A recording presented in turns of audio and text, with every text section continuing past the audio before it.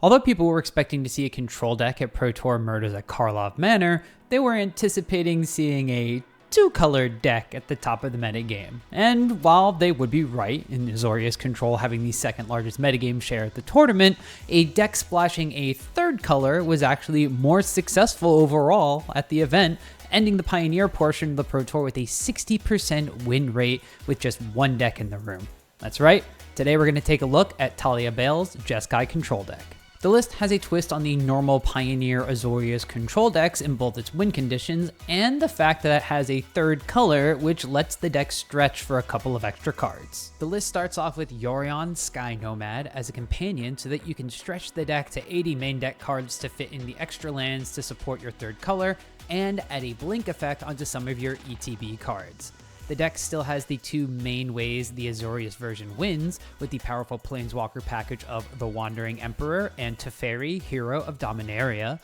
but they chose to only run 5 total Planeswalkers. There are also of note 0 Shark Typhoons in the full 95 card deck list, and instead, Talia opted for 2 copies of Regal Caracal to win games with. The Cat Lord pairs well with the extra ways to trigger its enters the battlefield effect, making loads of cats and giving them lifelink to deal with aggressive decks in the format. Caracal also paired well with a red addition to the deck, Fable of the Mirror Breaker. Aside from all the goodness Fable normally gives, a token, treasures, and the card filtration, it can also flip over and copy the cats, making more tokens and providing an Anthem effect for each copy that quickly closes out the game. Fable is a big draw to go red in Pioneer in general, and this deck uses it well. Other enchantments include 4 copies of Temporary Lockdown, aimed at the aggressive decks, and 4 copies of Omen of the Sea, which can fix our draws with Scry and flicker with Yorion later on to set us up for putting games out of reach with extra card draw. The deck is lighter on board wipes, mainly because we're playing some creatures ourselves. Down to 2 copies of Supreme Verdict and just 1 copy of Farewell in the main deck, the deck uses spot removal over board wipes to deal with early threats and keep our creatures alive.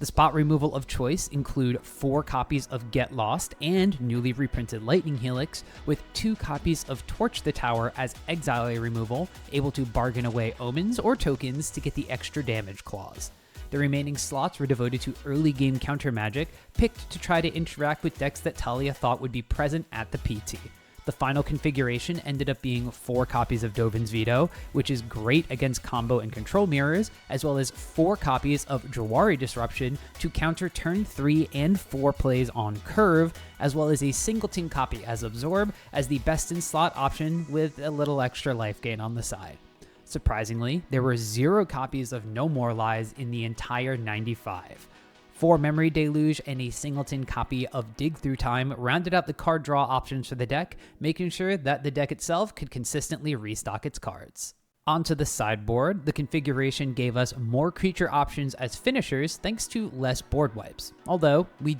did get an extra copy of both Supreme Verdict and Farewell in the sideboard in case we needed to bring them in. 2 extra Regal Caracal, 2 Hullbreaker Horrors, and 2 Archon of Emeria came in against different styles of decks, such as midrange, control, or combo respectively, to combat their game plans on the board.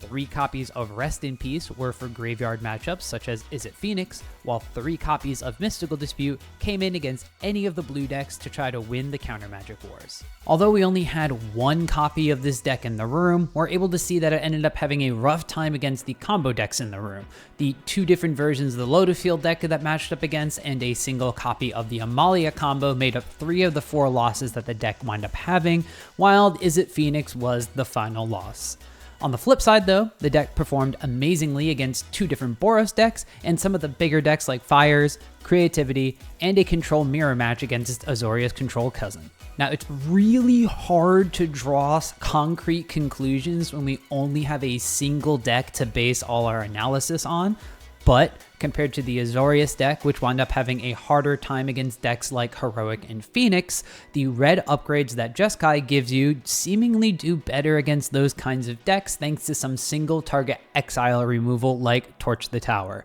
If you're going to be running into more combo decks, however, the normal 2-color version Azorius Control might be better at those matchups. There's some wiggle room in the Jeskai Control deck to change out your win conditions, although I do like the strength of Talia's list having utility creatures like Archon in the sideboard, and it's something that I want to continue to try out and maybe even bring over to the Azorius Control version. But what do y'all think about Jeskai Control? Is red worth splashing for, or you think it's just a flash in the pan at a larger event like the Pro Tour where everybody was preparing for what they thought were the top of the metagame decks? Let me know in the comments below if you plan on sleeving up the 2 or 3 color version of Control anytime soon, and then make sure to give a big thumbs up to the video and tap that subscribe button to stay up to date on more deck techs, metagame analysis, and just general Magic content.